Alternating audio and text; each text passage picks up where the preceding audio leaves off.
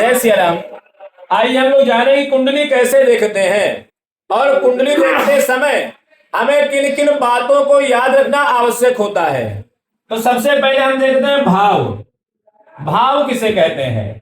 तो जो 12 खाने बने हुए हैं इन्हीं को हम भाव कहते हैं।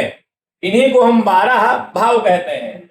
भाव की गणना हम हमेशा लग्न से करते हैं। यहां से किस भाव से हम भाव की गणना करते हैं? प्रथम भाव, द्वितीय, तृतीय, चौथा, पांचवा, छठवां, सातवां, आठवां, नौवां, 10वां, 11वां और 12वां भाव।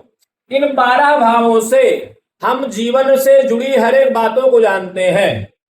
प्रथम भाव से हम शरीर के कद को जानते हैं, स्वभाव के बारे में जानते हैं कि हमारा प्राकृतिक स्वभाव कैसा होगा। दूसरे भाव से हम धन वैभव के बारे में जानते हैं।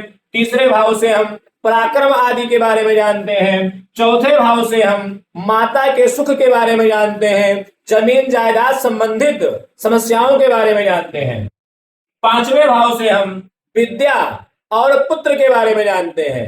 ये छठवां भाव है। छठवें भाव से हम शत्रु और रोग दोष के बारे में जानते हैं। यह है सातवां भाव। सातवें भाव से हम पत्नी के बारे में जानते हैं, काम वासना सुख के बारे में जानते हैं। यह है छठवां भाव। छठवें भाव से ही हम आयु और मृत्यु के बारे में जानते हैं। यह है 9वां भाव। 9वें भाव से हम भाग्य के बारे में जानते हैं कि भाग्य कैसा रहेगा।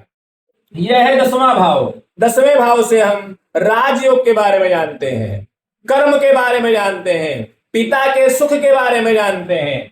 यह है 11वां भाव। 11वें भाव से हम लाभ के बारे में जानते हैं कि हमारा लाभ कितना रहेगा, कैसा रहेगा, इसके बारे में जानते हैं। यह है 12वां भाव। 12वें भाव से हम व्यय के बारे में जानते हैं कि हमारा व्यय किस प्रकार से होगा। तो ये जो 12